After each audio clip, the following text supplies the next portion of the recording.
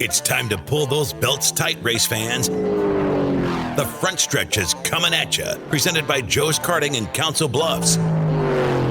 Now, here's Dan Taylor and Dirk Houston. Well, good morning to you, race fans, and welcome to the front stretch, presented by Joe's Karting in Council Bluffs, online at joeskarting.com. Karting with a K, fast-paced white-knuckle racing where the only speed restriction is how well you can ease through those corners. And now they are eco-friendly Honda engines. You got to change up your driving style just a little bit, but that's the great thing about Joe's Karting is that it's a little bit different every time you go back.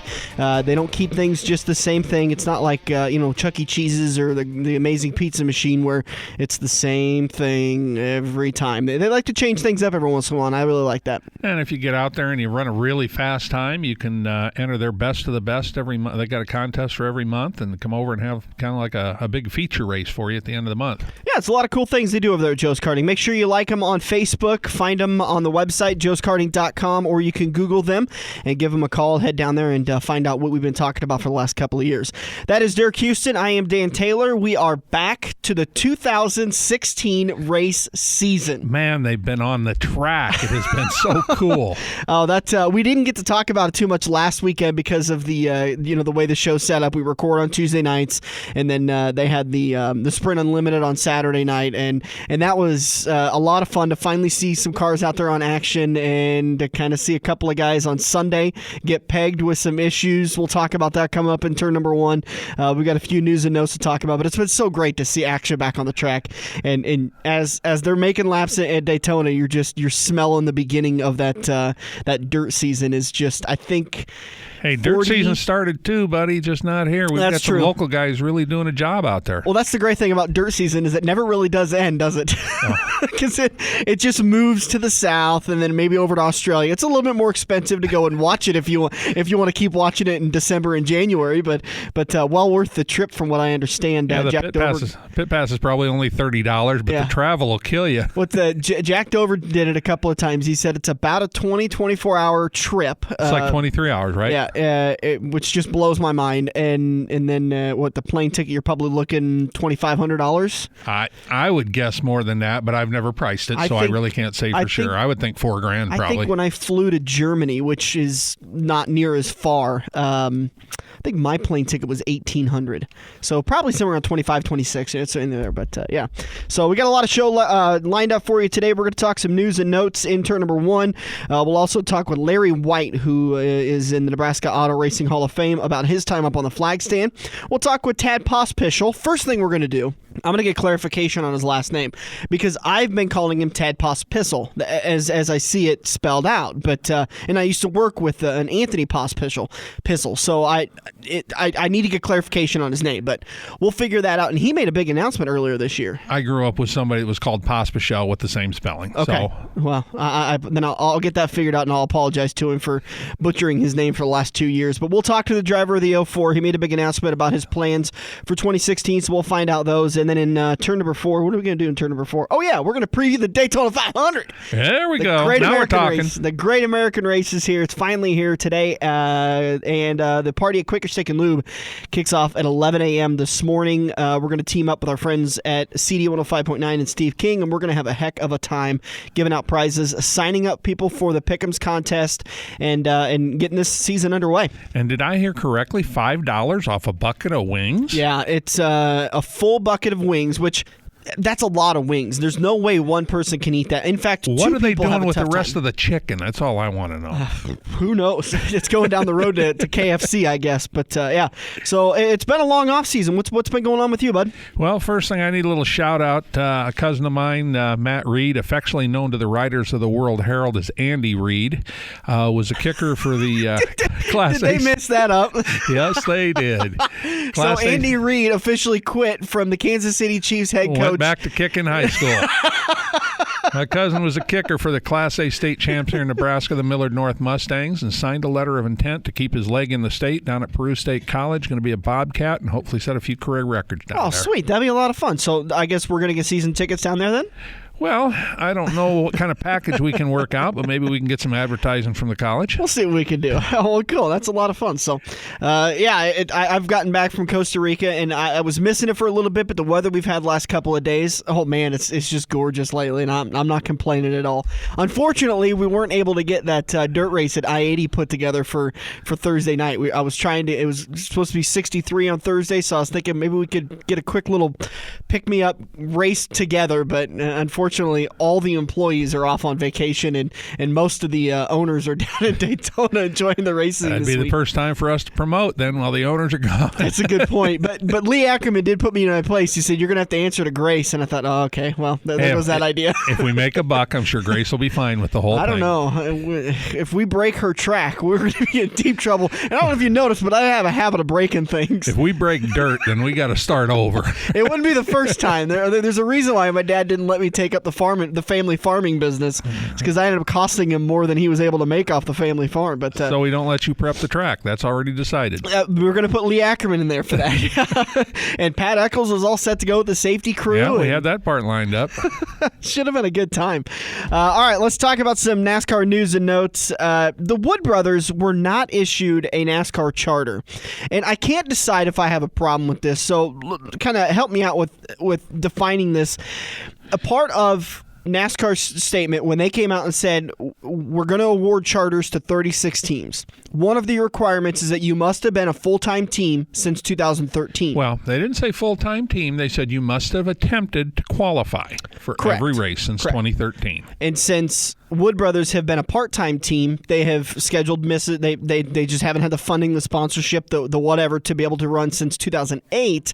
They obviously don't qualify, but they feel like they were slighted in a way, and because they are NASCAR's oldest active team, that they should have been granted a charter anyways. I feel like that kind of would have been like what you have your problem with NASCAR occasionally is that they established a rule and they said, but we're going to make an exception for this. It feels like for this rule, they made the rule and then they stuck to it, and yet the Wood brothers still have an issue with it. Do you think they have any kind of an argument with this? Well, no, I didn't think NASCAR went back far enough. I mean, they only went back 3 years, for these full attempt qualifying, which did help a lot of the small teams. So it's a plus on that side. But Wood Brothers have been around a long time. I didn't know they were the oldest. I would have thought Petty Motorsports would have been. I keep seeing that, and they're the only team that is still active that started NASCAR's very first season. So it might have been possible that Petty, I'm losing it. What's the King's dad's name? Lee, yeah. He may have been racing since the first year, but probably not as Petty Enterprises. That could be. So it just might have been that. But Wood Brothers have been the Wood Brothers racing since the first year NASCAR got started. So, I don't know. Maybe they do deserve a charter. Who knows? But the good thing is they've got a very talented kid in the car with Ryan Blaney. He qualified the car up front. Not up front, but he qualified the car for the Daytona 500. Depending on what they did Saturday night for the Can-Ams, or Thursday night for the Can-Am duels, then depends on where he's going to be starting. But they've got a starting spot now. Well, and see, that's something that wasn't listed in the charter either. Is out of the 4 spots that we've got left, the fastest 2 are going to be on to the fastest 2 on time. I never read that anywhere. Another thing that I'm curious about is I haven't been able to find anywhere who bought the Michael Waltrip charters. That was the 41 and the 19. Everybody expected. It was confirmed later in the week, yeah. Yeah, I never saw it. So it really wasn't reported all that well, but yeah, I did see that earlier in the week. I think that came out on like maybe Sunday or Monday that they had purchased the last those 2 charters from Michael Waltrip. All right, let's move on to the next topic, which is one of my favorite reasons why I have you co-host the show with me, is because you can help me understand exactly what was going on with the 14 and the 4 cars. Now, both of those cars failed post-qualifying inspection for qualifying for the Daytona 500, and they were found that the track bar was too high. Okay. I didn't read it as too high. What I read was it had too much rake in it, which it could have been either too high or too low. one way or the other. I didn't see anything specific, but I saw the one crew chief did say that, well, we had just measured it in the wrong spot. That was Robbie Childress. I wouldn't give you a nickel for that excuse. And he knows. I'll guarantee you, he knows right exactly where that's supposed to be measured. So well, and you know me, I give the benefit of the doubt to the people because how hard is it for tech inspectors to find that? Is that a pretty easy thing to find? Oh, yeah. Because you know as well as I do, these guys are going to find the gray area, but they're really good about hiding it from you. Because they're not going to find a blatant gray area. They're going to find something that's pretty hard for you guys to find, right? Well, a lot of the gray area isn't an advantage. So they were looking for an advantage, and it might have been something that NASCAR hadn't checked in the last 3 years at Daytona, and this year they decided to check it. But why they checked it in post-race inspection and not pre-race is kind of odd to me. Well, they may have missed it in pre-race. Is kind of what I was at. Why I was asking you at the beginning. Maybe they missed it in pre-race because they also missed Martin Truex Jr.'s roof flap in pre-race inspection. From my understanding, it wasn't until he was on the qualifying grid. Correct. He was on the grid, and the Fox cameras were looking at it that NASCAR went, "Oh, that's not right," and called it down. It could have been something that might have been where they were checking the roof flaps. They might not have checked them back in the tech area. Yeah. That could very well be.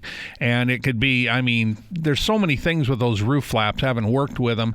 They're formed out of Kevlar, and they've got cables and stuff in them. And if the cable gets hung up just a little bit funny, it won't close right. Yeah.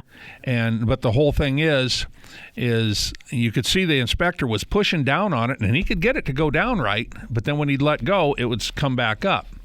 Now, my first thought is that's not really going to do anything because what they were worried about is it deflecting air up over the spoiler, which would be a big advantage. Mm-hmm. But the air hitting that at 190 miles an hour is going to put more pressure on it than that inspector was putting with his hand, which is going to push the root flap down where it belongs. Okay. So that was just a mechanical issue. It was just something that, because of kind of some design flaw, something they'd done wrong back at the shop, or something had happened in the garage that caused it to do that.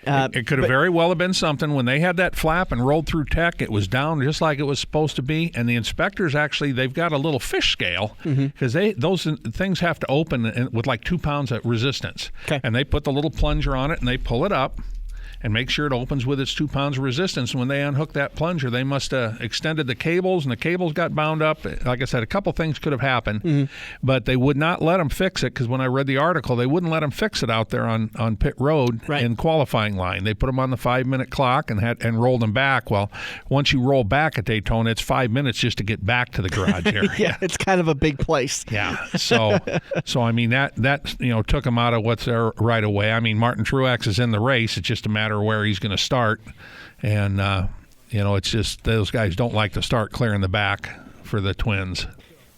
It feels like at all places, Daytona and Talladega, it doesn't really matter that you're going to start in the back. On one of these qualifiers, the races are pretty short, so it does make a difference depending on where you want to start in the race. You don't want to start in the race unless you're in the back, unless your plan's just to go ahead and hang around back there and run a half lap behind, but you got to have a couple fast cars to do that with so you can suck back up. Well, look at granted, we're talking about the Unlimited here, and it was 75 laps, but at one point in time, Denny Hamlin was... I want to just make a guesstimate, but he was probably 40 car lengths 30 car lengths behind the pack. Him and Ricky Stenhouse were running back there. But Ricky Stenhouse had a fast car, too. That's what I'm saying. Yeah. If you've got a fast car partner, you're in good shape doing that. Not a problem. See, I guess I don't see any problem with the 78, 14, or 4 making their way up through the field pretty damn quickly. Those guys are good enough that they could be up to the front of the field in 5 laps if they want to. Well, did you watch the ARCA race at all? They had young guys made some mistakes just coming around at the end of the second lap and piled up a bunch of cars. Well, most of your young guys in these twins are towards the rear where those guys are going to be. So if somebody makes a mistake and piles them up, that's where the issue can happen. We're kind of going long here in turn 1, but boy, how about Chase Elliott? Man, did you see his qualifying lap? He was in the 24 car. What'd you expect? Well, I didn't expect a rookie to blow the field away like he did. I think he qualified 0.3 faster than the second place car. At Daytona. That's where times are just so close. You're talking hundredths of a difference between positions.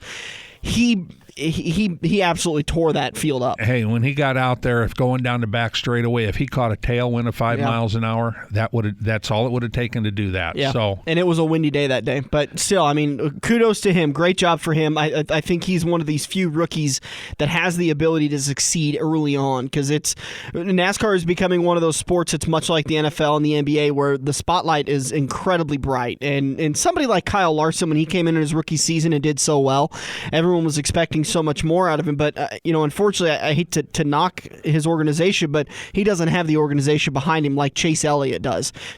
I think Chase has got the tangibles, he's got the organization behind him, and he's got the talent, which is going to be three things he's going to use to succeed early.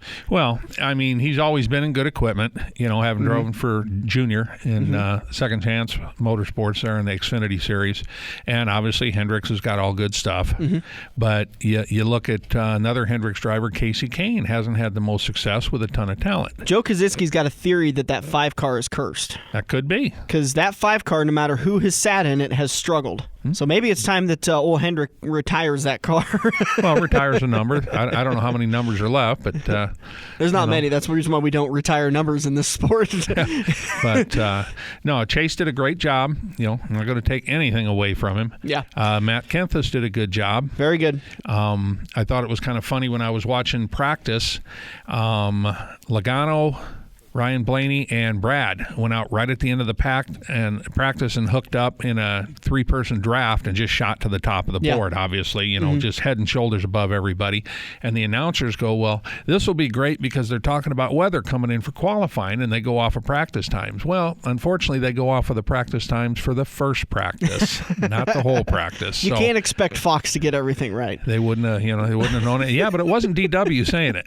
Really? Was it Jeff? No. Oh. Mike Joy was the one that said it. So. Oh, okay. All right. Well, we got to take a break. We'll come back. Turn number 2. We're going to talk with Larry White, Hall of Famer.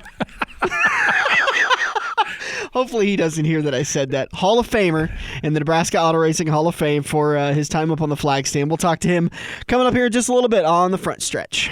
Hey, it's me, Kansas Speedway. And I'm sorry.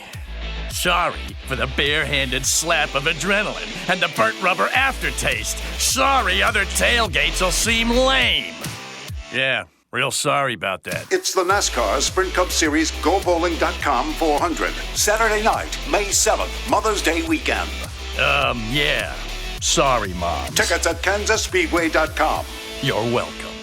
Joe's Karting in Council Bluffs has taken a page out of IMCA's rulebook and gone crate. These brand new low-emission engines will still have you white-knuckling it all through the Metro's fastest indoor facility. Joe's Karting is now friendly for all skill levels with their brand new Honda-powered engines. It's time to get to Joe's today and find out what drivers like Jack Dover, Shaylee Bate, and Andrew Kosiski have known for years. Located in Council Bluffs and online at joeskarting.com. That's karting with a K. We're hooked up in turn 2 and still showing the green flag on the front stretch. Heading into turn number 2 here on the front stretch, and it's time to talk to a legend in the dirt racing series. And I know that because the Nebraska Racing Hall of Fame decided to induct him into the Hall of Fame. The man that stands atop the flagpole at I-80 Speedway. You don't stand on top of the flagpole. You haven't seen the things I've seen.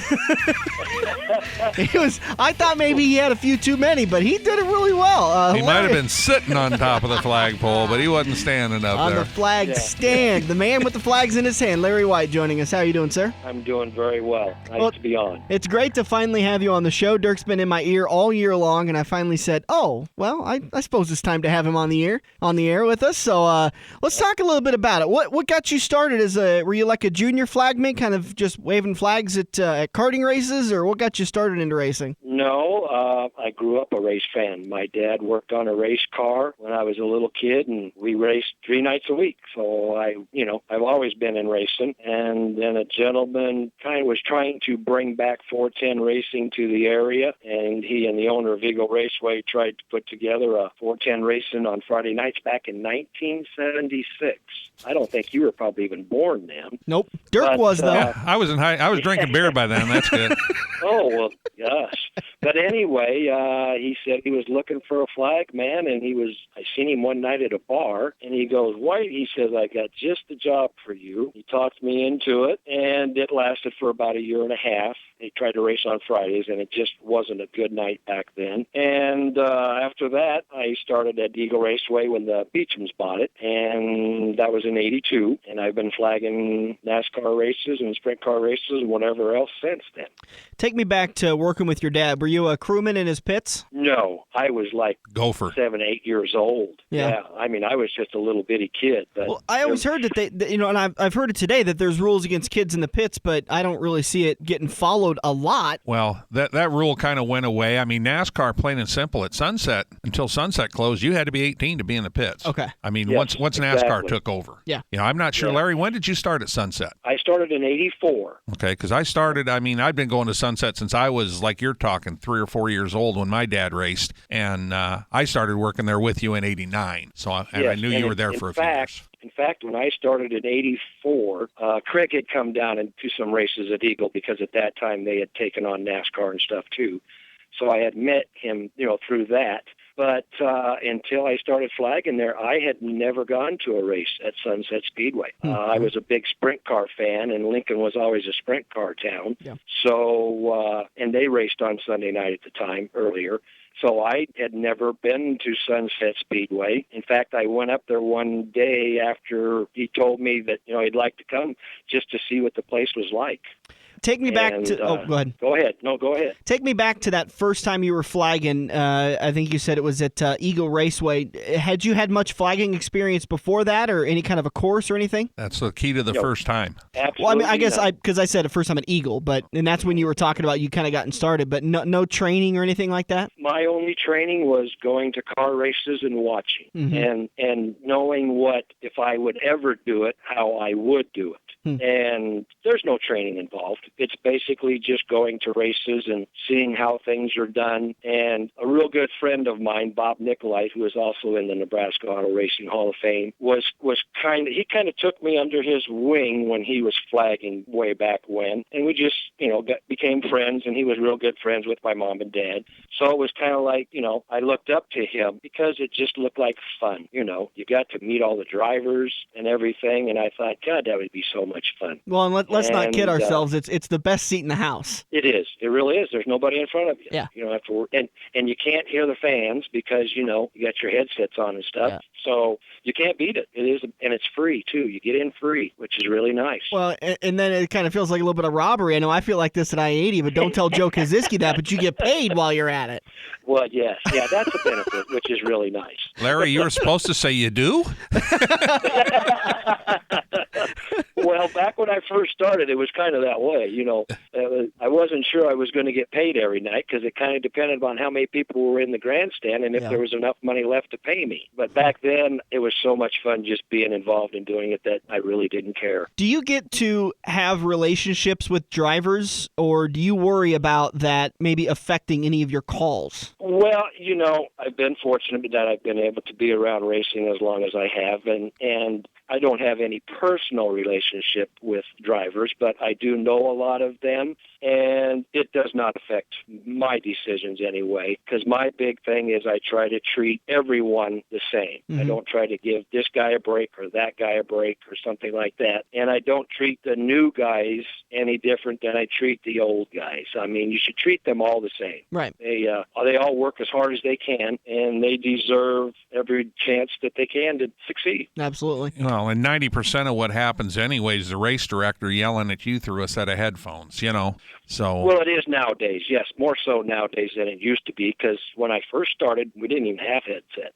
I mean, I first started at Eagle, we didn't have headsets. We'd have a yellow flag, and they would have to send a lineup down to us so we could turn around and move people on the racetrack where we needed to. Yeah, I think so much easier nowadays. I think the headphones and radios really came in through NASCAR getting involved in '83, and I think by '86 or '87, I think that was the norm. Yes, it made it much easier, because when we first started, I know at Eagle anyway, every time we'd have that yellow flag, I would have to actually leave the flag stand, go down on the track, try to get everyone single file line up as best as I could, so that when the lineup did come down, I didn't have to move a lot of cars around and stuff. So it was a lot different back in the early days. Yeah, and I know from doing that thankless job that there's a lot of times those drivers tell you you're number one.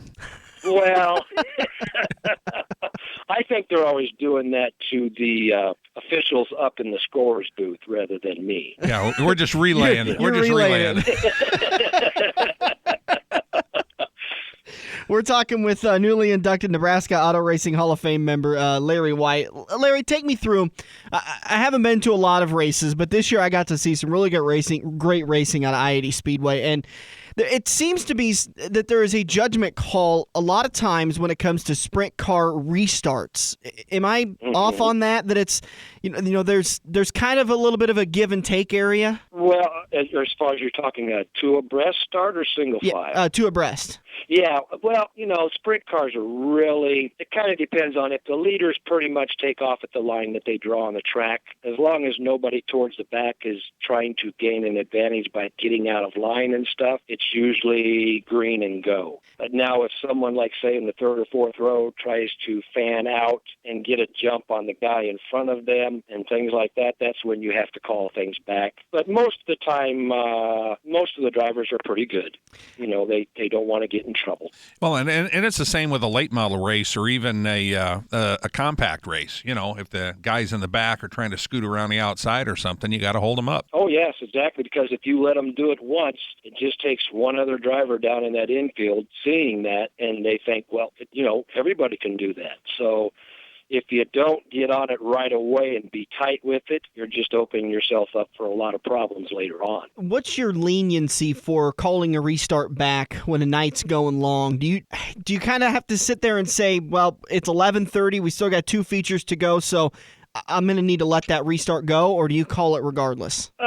Most times you call it regardless. Yeah. Really, to be honest with you, it's really pretty easy to kind of see when someone's going to gain an advantage like that, kind of on time. Now, if they try to gain an advantage like that and don't and screw themselves up, I definitely let it go, Yep. Now, if they gain an advantage, a lot of times I'll bring it back because you just can't let that happen.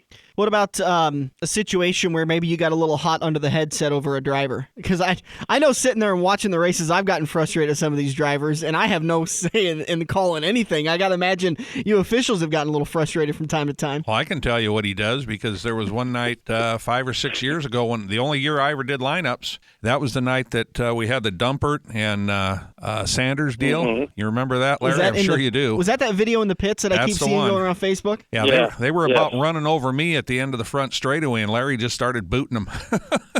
Yes, that's basically what happened. You are absolutely right. And you really have to, you can't let things get out of hand. If you can anyway. I mean, it's not always easy to do, but when someone gets a little wild and crazy, it's better just to take care of it and deal with it right away than try to deal with the circumstances afterwards. We've seen these sprint cars, when they get wild and start rolling, they can really catch a lot of air. I think I remember Shaylee Bade, maybe at 2014, she figured her car got about 35 feet in the air, the tip of the nose.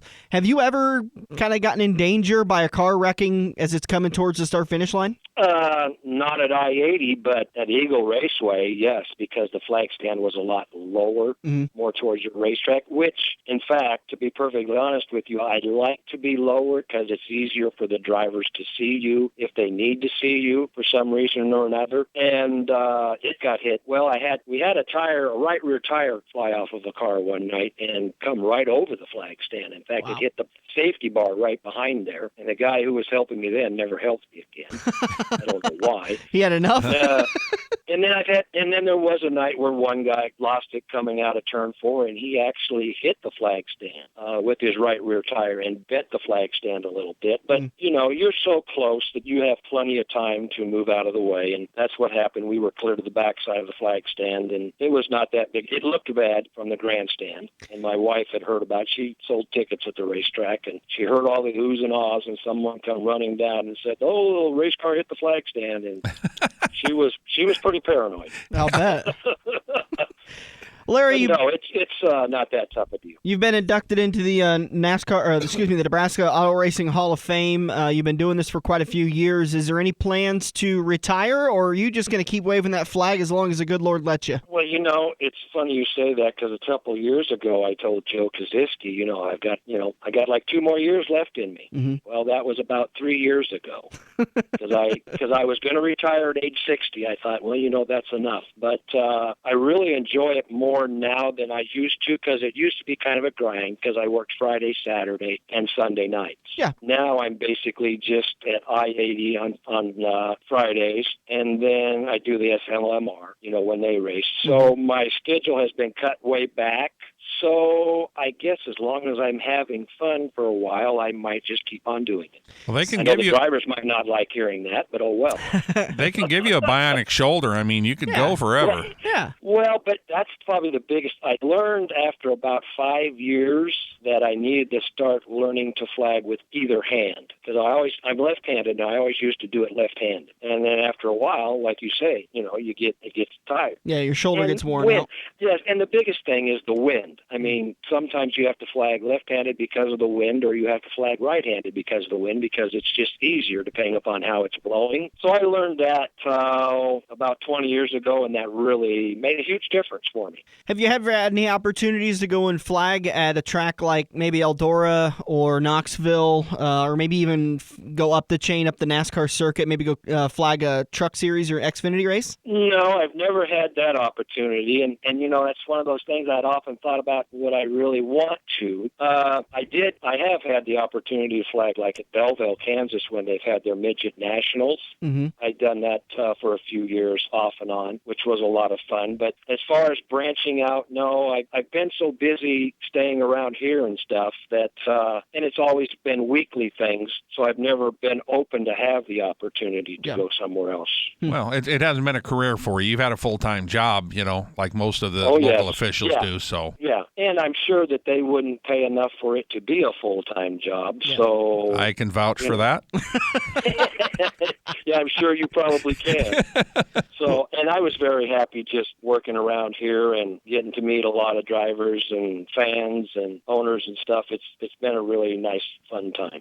And you still get to sit back every once in a while and say, God, do I have a great job. Oh, yeah. I mean, you can't beat it. You really can't. I mean, I love the sport of auto racing. It's, and a lot of people say this, it's a big family. Yeah. And it really is. There are drivers that look out for other drivers, parts-wise and stuff, and you see all the kids of drivers in the pits and everything, and it is different now because there are more kids in the pits, but really it gives you more of a family atmosphere, I think. And how many pictures have you been in? Well, but that's been the fun part. I've learned to smile without really smiling. I don't know how you really do that, but that's my fun part of my job is being able to go down after the races and be able to congratulate the winners each and every week. That's the most fun I have is being around the drivers and being able to congratulate the winners after the races. I always made sure I did it back at the scale. Yes, I exactly. think it's something so easy, but I think it means so much. Well, it really does to the drivers. I mean, it's a big moment for them, and I think anyone that can celebrate with them, they should. Yeah. It's a big achievement whenever you win a race. Amen.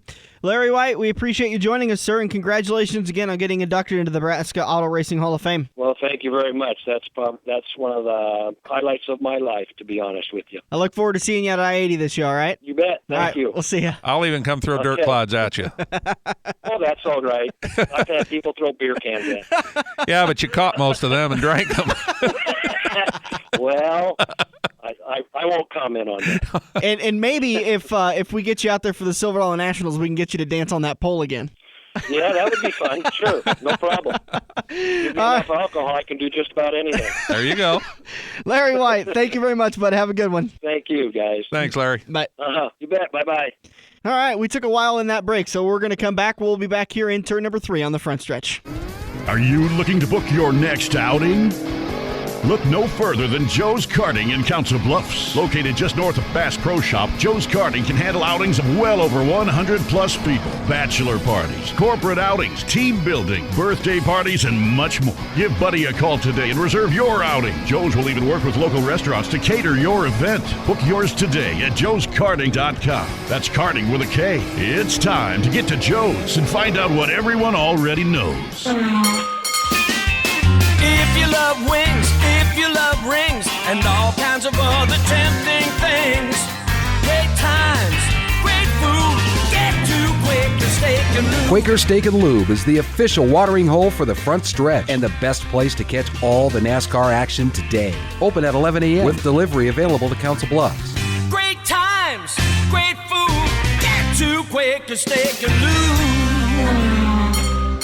Feather the brake and get back to the gas. Dan and Dirk are headed into turn 3 on the front stretch. Heading into turn number 3 here on the front stretch, presented by Kansas Speedway. Tickets for the GoBowling.com 400 Saturday night, May 7th race are available now. Just call 866-460-RACE or visit KansasSpeedway.com. We're excited to have Kansas Speedway back on as a partner again this year to promote the May race coming up down at Kansas Speedway, our favorite home away from home. Did you see their ad on Facebook? I haven't seen that yet. Said, as always at Kansas Speedway, bring your own booze and tickets start at $64. It's a great place to enjoy a fun weekend, and it's going to be under the lights for Saturday night, May 7th. Again, 866-460-RACE or visit KansasSpeedway.com. We're talking with the runner-up for the 2015 SLMR Series Championship, Tad Pospisil, joining us on the phone. And Tad, I got to get a clarification just to start off with. Pospisil? Pospisil, yep. Okay. You got it right. Thank you. I've been calling you Tad Pospisil for the longest time because I knew a Pospisil back in the day, and that's how he told me to pronounce it. But he must have been a different part of the family tree you guys don't talk to. No, we don't. Actually, I get called Popsicle a lot, so whatever's easiest for you, I don't really care. You're the only Tad in the program, so we're going to stick with that. Was that kind of a nickname for you growing up? Was Popsicle? Oh, yeah, pretty much. I don't know. I had a lot of names growing up, good and bad. So, that seems to be about the best one I'll take. Well, let's talk about 2015. Boy, you had a heck of a fight with Kyle Burke in the 14 car all season long. Looked like you guys both kind of ran your races there for, you had your own big streaks and they kind of fell off a little bit. What was something you took away from the 2015 season? Oh, just, we started the year off really strong, and then it seemed like after the Silver Dollar Nationals, our whole year just got really inconsistent. DNF one week, win the next week. So it was a roller coaster. I mean, just complete high all the way up to Silver Dollar, and we ran, started on the pole at Silver Dollar, and then after that it was like down one week, up next week. It was a tough one to swallow. It definitely challenged the character of me as a person if I wanted to continue to race several times. But looking back on it, even though we finished second, I felt like had a few minor events changed. I felt like we could have at least won 2 championships. I feel like we could have won that SLMR pretty easily, and then even won the NASCAR one. We were leading both of them points with a big points lead, and just had an unfortunate luck. So, well, I know it was. Tad, it was about the time of the Silver Dollars where there was an announcement made that you were picking up a new crew chief. Did he take over at that time, or did he wait until the season was over? No, he did pick up at that time. Kenny helped us out a lot, and I don't blame any of that misfortune on him unless he carries a bad luck aura with him. That could be it. I don't know. Well, but, I was going to say maybe growing pains. Yeah. It's just. It's just part of racing. I've been around it since I was 8 years old, and you have your good and your bad nights, and you try to minimize the bad nights as much as you can, and a lot of that goes to hard work in the shop. And I feel like we put a lot of hard work in the shop, but there was times that when you're fixing stuff from an incident the week before that you don't get to focus on everything you need to, and it's just a chain effect going down the road. Yep, it can keep you in trouble once you have a bad week. If it strings out 2 or 3, it really gets to bothering you. Exactly. So you think just kind of building your character, kind of, like you said, weathering those lows is really what you took away from last year? Yeah, definitely. I just matured a lot more as a racer and learned that you have to enjoy it. It's more than just winning. I mean, obviously we all want to win, but sometimes you got to look back and say, the challenge alone of finishing the season after all we've been through was a lot to endure, and so I'm proud of that as an accomplishment for myself and our team. So going forward and going into 2016, why don't you go ahead and make your big announcement on here? I mean, I know Dan and I both know about it. We've heard about it a while back, but a lot of our listeners might not have heard it. Sure. Yeah, for 2016, we're planning to run for Rookie of the Year in the MLRA Series, and so unfortunately, my fans that are, follow the SLMR Series won't see us as much. We will hit a few SLMR shows, but we will be traveling out of the Missouri-based MLRA Series, which, travels in a lot wider area than SLMR. So we're looking forward to the challenges. A little nerve-wracking because there'll be quite a few tracks I've not been to, but also looking for the opportunity to get my name out there more and compete against some other drivers, and so that's probably tougher competition in some aspects, just because they race at those tracks more often. So just looking forward to it. What was the deciding factor that made you decide to go ahead and commit to the MLRA schedule? Honestly, I don't know if there was one deciding factor or not. We felt like at my age and where we're at with our racing program that if we didn't do it now, it probably would never happen. And so in coming off the year that we did last year, I felt like we're competitive enough to run in the series. Maybe not win every night, obviously, but I think that was the biggest thing, is just to take the opportunity when you can. Has Joe or Lisa Kaziski given you a call to try to talk you out of it yet? Yeah, actually, Joe gave a speech at the I-80 banquet about basically single-handedly pointed me out in his speech in a room full of people saying how I should stay. But he understands, and I understand where he's coming from. He's just doing his job, wanting to keep racers at his track, and he understands my side of it coming from a racer standpoint too. So yeah, he sure didn't pull any punches that night, did he? Not too many. He should have just had me stand up and wave my hands. So what are your goals for this year as now you're coming on to a new season, you're going to be racing at new tracks? Do you have a top 5 goal, a top 10 goal, a win goal? What are you looking at? I don't know what to expect. Obviously, our goal is to try to win that Rookie of the Year points, and so we'll focus on that first and foremost, and just try to learn as much as we can, going from track to track and racing different tracks. Just try to learn and learn from others and just gain more experience. And hopefully, by the end of the season, I hope to be being a top 5 contender. I mean, that's the goal. Whether that is or not, I don't know. But first and foremost, to win the Rookie of the Year points, and then after that, down the road, obviously, you want to be running in the top 5. That's everybody's goal. Do you see, God forbid, you're not able to get Rookie of the Year? Do you see that as a failure for the year, or do you try not to look forward at failures like that? I try not to think about that. Well, let me put it in your head for you then. Yeah, thanks. I appreciate it.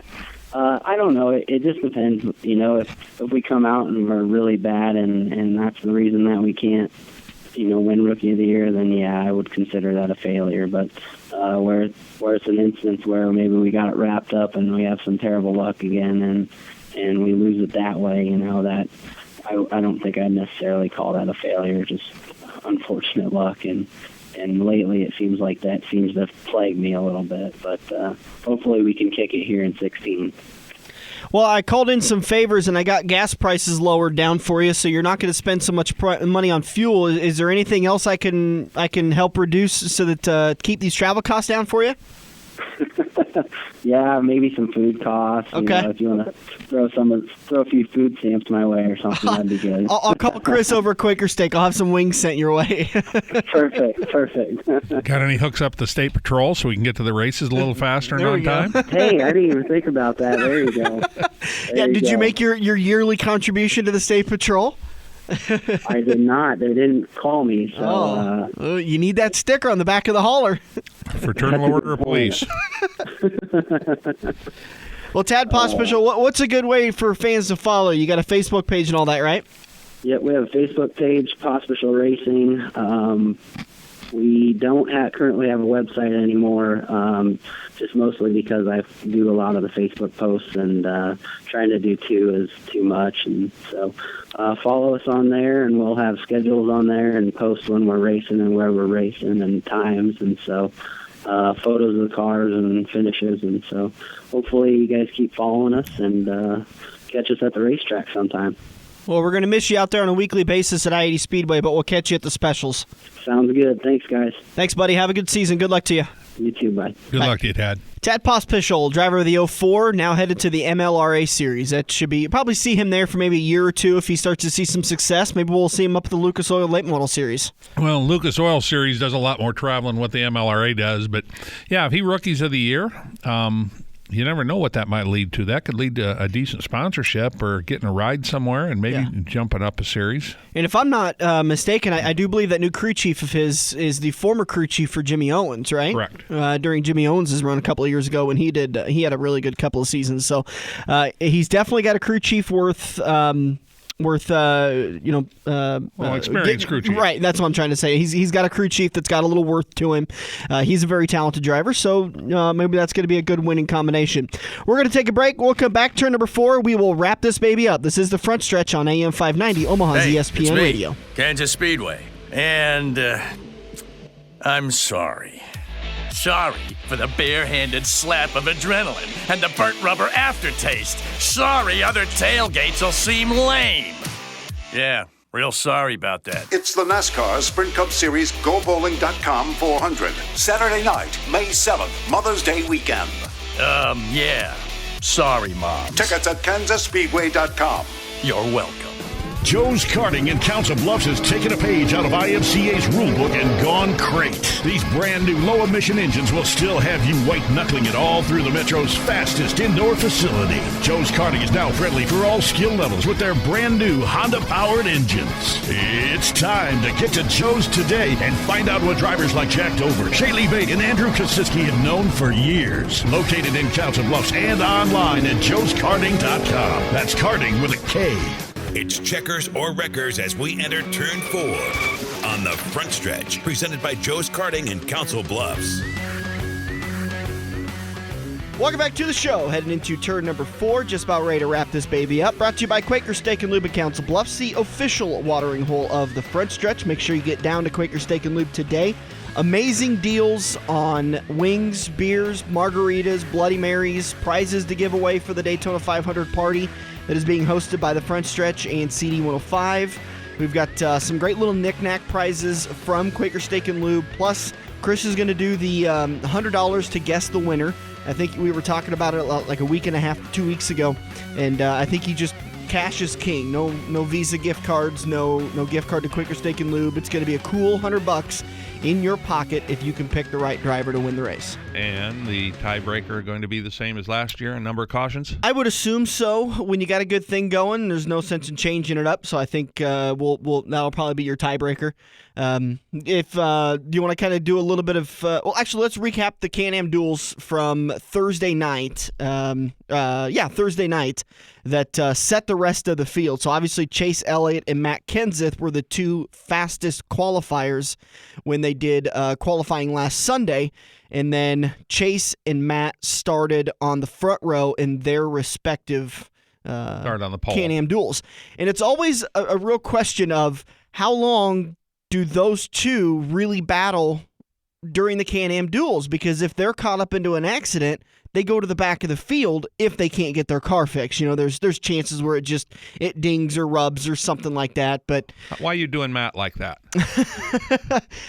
I kind of want, because, you know, Chase, when he started off his Can-Am duel, he was right out in front, but then Dale Jr. just powered right past him after a couple of laps, and then Chase kind of fell back a little bit because I think your idea as far as if you're the front row qualifiers for Daytona, you're guaranteed to be on the front row unless something happens during one of the other qualifying races.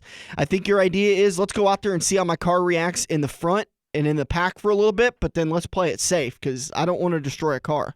Now, see, if I was on the front, I'd want to just stay in the front, and then I knew I could do it on Sunday. But the conditions are going to be so much different than that night race last night. It was windy It was windy that Thursday night. It was a little bit cooler. Obviously, the sun's going to be out on today. So the wind they can't really predict, but the track will definitely be hotter.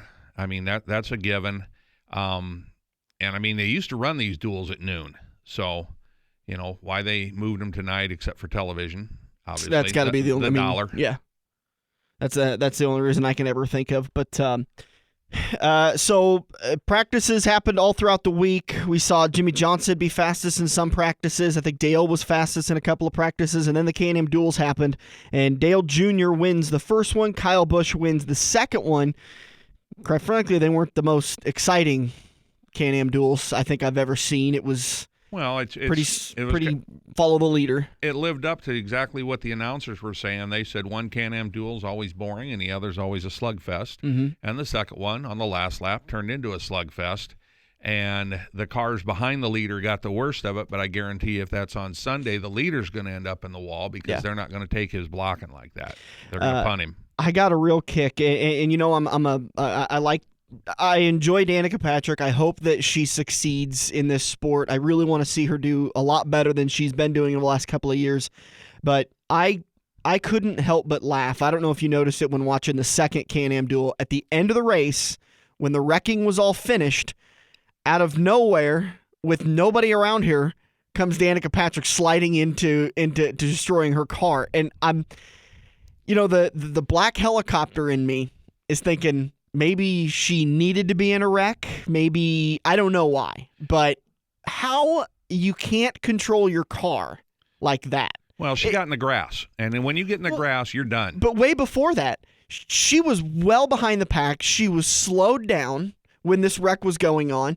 And there was an overhead blimp or drone view of the accident, and they were focused in on the three cars, but you could still see a large amount of that turn. I'm telling you, Dirk, there was nobody around her, nobody in front of her, nobody behind her. And all of a sudden, she cuts right into the wall and then comes down into the apron and into the grass and destroys her car. Might have hit a piece of trash and she cut very down well a could tire. have. I mean, there's a million things that could have happened. You're absolutely right. I thought, God, this woman just can't avoid an accident. And most of the time, I'm going to give her the benefit of the doubt because I see it as she gets rear-ended, she gets pushed. I think she gets picked on quite a bit, but I had no excuses. Other than that one you just came up with, there could have been debris on the track that cut a tire down. That's very plausible. And honestly, the way it kind of cut like that, she's not going to jerk the wheel. I mean, you know what I mean? Well, she's not going to jerk to the wall. She's going to jerk to the inside. Right. If she's going to yank the wheel. So I just I got a real kick out of that. But anyway, so Kenseth is involved in that accident, and now he's going to the back of the field, which honestly, not a big deal. Yes, it is. I don't think it's a big deal at all. He's got a backup car. He's got to pass a lot of people that he can do that. He's got plenty of laps to do it. He does, but do they have the talent to let him go by? No. There's an old saying in racing: when you race with the squirrels, and they always call the back the squirrel cage, you're going to get your nuts cracked. That's a good saying, but I just, the Daytona and Talladega are very much. Every once in a while, there's guys that have nerves, and there may be nerves today with it being the beginning of the season. There's a lot of rookies in the field. Robert Richardson Jr. is the Cinderella story that qualified with a non-charter organization, and now he's in the back of the field. Maybe he'll have. I don't see Matt having any problems get to the front. The only thing I would say there's a chance of is if there's a wreck early on, he could get collected in it, but. Honestly, there's a chance of a wreck early on if he was in front, if he was in the middle, if he was in the back. I don't see it as a big deal that he has to go to the back. I think the bigger deal is that he has to go to an unpracticed, untested backup car, which you were talking about. Well, it has aero time, it has wind tunnel time. It's very as good as his primary car. Yeah. There's not going to be an issue with that, and they'll put the same setup in it. he'll be fine that way. We're a couple hours away from the green flag. That means we're a couple hours away from the start of the 2016 Pick'ems contest. In all honesty, you don't have to join today. You might as well join today if you're listening and you want to get involved in it. But if somebody wants to join late, the rules do allow that you're able to miss up to 4 picks. So you could miss up to the 4th race and start picking in your contest and still have a logistical chance of getting into the chase. All you have to do is just make sure in your 22 races left you pick enough winners. Well, you could actually go through the whole season except for the last Talladega race and skip all the restrictor plate races, which are the kind of the crapshoots. Yeah. So let's talk about that. A good driver. Let's talk about that while we've got a few minutes. I always recommend people. I've been getting picks all week long. The Chase Elliott's. I've got Dale Jr.'s. Plenty of Dale Jr. picks.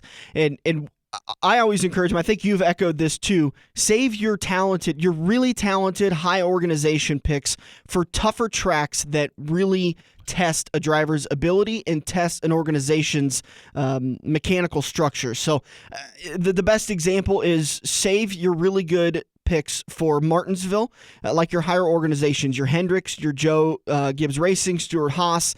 I don't know if I want to count Roush in there because you've got to have good equipment under you to be able to take on all of that beating and banging in those laps and the wear and the tear on the brakes and the heat and all that stuff. Where at the super speedways, Don't worry about the brakes. Right. Dale Jr.'s still got probably the best chance to win, but save him for a different pick. And especially if you think that driver is going to be in the chase, don't use him today. And don't use him in July for the 400, and don't use him at Talladega because you want to save those drivers for the surefire times. Well, last year I used Junior at Daytona once and at Talladega once. Yeah, and it worked out for you. I think he won at Talladega, right? Yeah, he won the second race or the first race at Talladega, and then ran second to Logano in the chase race at Talladega. But Junior doesn't really have a track that he can win at somewhere else. He's not Kevin Harvick, where he can go to Phoenix and basically write it down. That's a good point. Mm-hmm. Or Jimmy's going to go to basically any mile-and-a-half track and Texas, write it down. He's great at Texas. Richmond, he's really good at. But if you look at the restrictor plate races over the last several years, you've had Jamie Mack won at Talladega, Reagan won at Talladega. Who won in the Wood Brothers car at Daytona? Trevor Bayne. Mm-hmm. I mean, so Chase Elliott's got a very good chance to win this darn race, or at least finish in the top 2 or 3, so you might as well give him a shot. Absolutely. And I think my pick for today is that Wood Brothers 21 with Ryan Blaney. They are very good in the super speedways because they pay very close attention to their aerodynamics, and they've revolutionized a couple of times the way the sport was. They're the ones that I believe they were the ones that went to stickers, paint schemes instead of actual paint because it weighs less, and they've even started that kind of ridge on the double layer of paint where there's just kind of that little bitty lip, that paper thin lip. They even kind of put a little Bondo in there to make it a little more aerodynamic. The little things these guys do is what helps out a lot. So I think my pick for today, if I was in the contest, would be the 21 Ryan Blaney. Well, I think you ought to go ahead and get in the contest so we can laugh at you. Well, and I was thinking about that. I was like, well, maybe I should get involved in the contest, but I can't because somebody's got to regulate the whole thing. Well, you're not eligible for prizes anyway. Who am I going to send the pick to? To where, I mean, if I beat you, you could say, well, did you get your picks in on time? Well, I'm the one that I send the picks to, so. If you're sending out that deal at the start of the green flag, here's the picks so far. Yours better be in there. Hey, we still got the trivia question for today.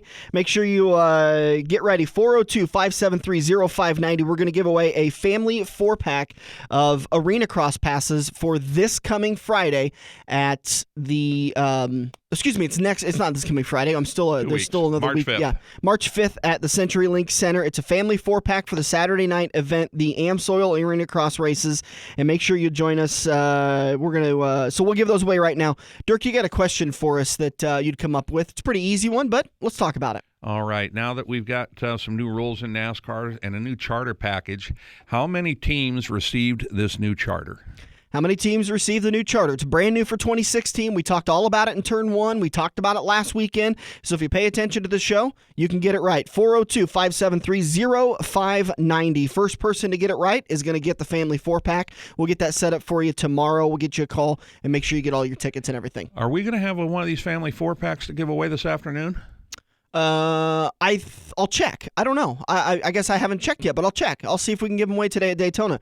I want to say a big thank you to Larry White for joining us to talk about his time on the flag stand, not on the flag pole. And thanks to Tad Pospisil for joining us and talking about his MLRA rookie season. Join us next weekend as we will talk with Gavin Faith, Fort Dodge, Iowa's own Gavin Faith, who's going to be competing March 5th at the CenturyLink Center for the AMSOIL Arena Cross event. We'll be talking to him, and we're going to talk with Dustin Long of NBCSports.com, NASCAR Talk editor. So we got a lot to talk about next weekend, and make sure you get down to Quaker Steak and Lube today for the big Daytona 500 party. Kicks off at 11. So come on out. $5 off on buckets of wings. Plenty of prizes. I know the Quaker Steak's playing NASCAR bingo. Mm-hmm. They do have the pick the winner of the race contest. A lot going on today. We hope to see you today at Quaker Steak and Lube in Council Bluffs, starting at 11. We'll do it all again next weekend. For Dirk Houston, I'm Dan Taylor. Thanks for listening. If you love wings, if you love rings, and all kinds of other tempting things, great times, great food, get to Quaker Steak and Lube. Quaker Steak and Lube is the official watering hole for the front stretch and the best place to catch all the NASCAR action today. Open at 11 a.m. with delivery available to Council Bluffs. Great times, great food, get to Quaker Steak and Lube. Are you looking to book your next outing? Look no further than Joe's Karting in Council Bluffs. Located just north of Bass Pro Shop, Joe's Karting can handle outings of well over 100-plus people. Bachelor parties, corporate outings, team building, birthday parties, and much more. Give Buddy a call today and reserve your outing. Joe's will even work with local restaurants to cater your event. Book yours today at joeskarting.com. That's karting with a K. It's time to get to Joe's and find out what everyone already knows.